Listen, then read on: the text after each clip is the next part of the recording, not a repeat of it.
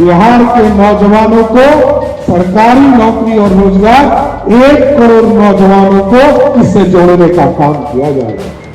इस बार हम लोगों की एनडीए की सरकार ने तय किया 2025 के मैनिफेस्टो में कि हम अगले 5 वर्षों में 2025 से लेकर 2030 तक हमारी सरकार आदरणीय नीतीश कुमार जी और आदरणीय मोदी जी के मार्गदर्शन में बिहार के नौजवानों को सरकारी नौकरी और रोजगार 1 करोड़ नौजवानों को इससे जोड़ने का काम किया जाएगा। और मैं बताना चाहता हूं कि पिछले 8-9 महीने में बिहार में लगभग 8.5 लाख लोगों को, जिसमें 2 लाख के करीब लगभग सरकारी नौकरी और लगभग 6 लाख से अधिक लोगों को रोजगार देने का काम बिहार की सरकार ने किया है और इस टारगेट को भी हम पूरा करेंगे। इस टारगेट को भी हमारे तमाम जो माननीय मंत्री यहां बैठे हैं, ये अपने अपने विभाग के तमाम पदाधिकारी को एक बार नियुक्ति पत्र स्वयं देकर ही जाए, क्योंकि आपके साथ मिलकर इस बिहार का भविष्य इन्हीं लोगों के कंधे पर जाने वाला है, जिनके सहयोग से बिहार बदलना चाहते हैं। और आगे भी लक्ष्य है साथियों, क्योंकि इस बिहार को लोगों ने देखा, जिस बिहार में 6,000 करोड़ का, मैं तो जब पहली बार सदन में आया था तो बिहार में 6,000 करोड़ का बजट हुआ करता था साथियों, और 6,000 करोड़ के बजट में 4,000 करोड़ रुपया रॉयल्टी आता था, मात्र 2,000 करोड़ रुपया हम टैक्स वसूली करते थे साथियों। और तब झारखंड और बिहार एक था। और आपको जानकर आश्चर्य होगा, आदरणीय विजेंद्र बाबू यहां बैठे हैं, लंबे समय से सदन में, और आपको जानकर खुशी होगी कि जिस बिहार में मात्र 13% रेवेन्यू था, कोई अर्थव्यवस्था का संसाधन नहीं था, और कई लोग आते हैं चर्चा करते हैं कि बिहार इसी तरह पिछड़ा था, पिछड़ा नहीं था। इसी बिहार में टाटा था, इसी बिहार में धनबाद था, इसी बिहार में बोकारो था। नेतृत्व नहीं था, जिसके चलते बिहार नहीं बदल पाता था।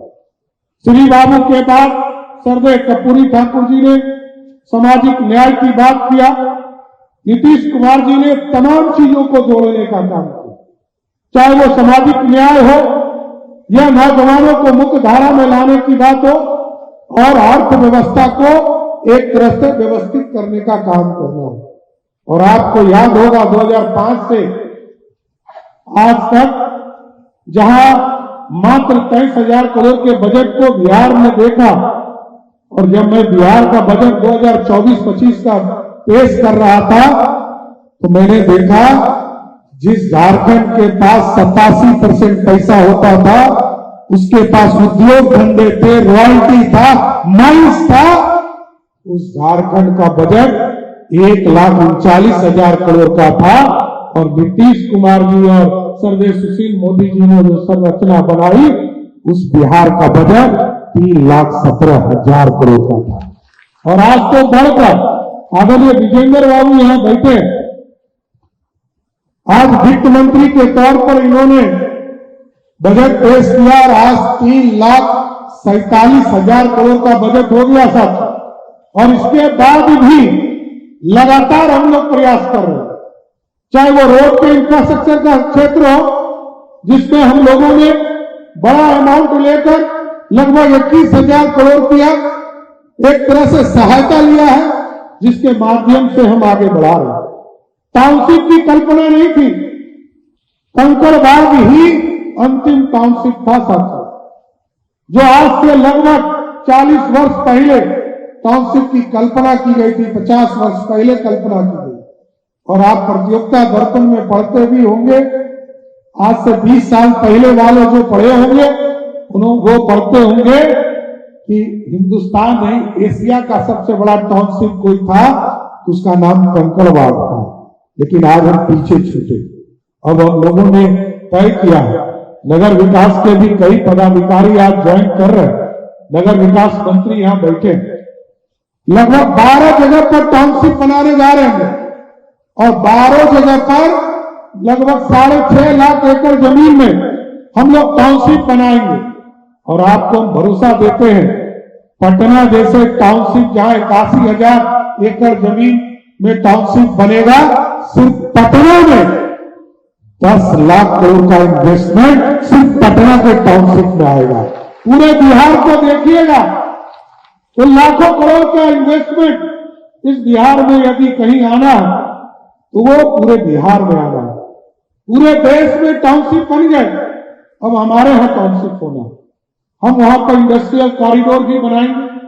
इंडस्ट्री के लिए लोग जमीन खोजते हैं। हम लोगों ने कई सेक्टर में अपना विंडो खोला, सेमीकंडक्टर का मामला हो, जीसीसी का मामला हो, या अभी आप लोगों ने देखा होगा कुछ दिन पहले हम लोगों ने 51,000 करोड़ का स्टील हब बनाने के लिए लगभग 7 कंपनियों से एमओयू किया है सर। अब लोग हमारे यहाँ आना चाहिए, हमारे यहाँ लोग सुरक्षित हैं।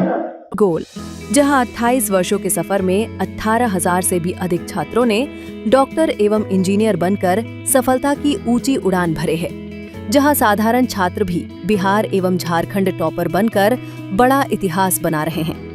दूरदर्शी शिक्षाविद श्री विपिन सिंह के मार्गदर्शन में मेडिकल एवं इंजीनियरिंग के लाखों छात्रों के लिए आशा की किरण के रूप में गोल, द रिजल्ट फैक्ट्री,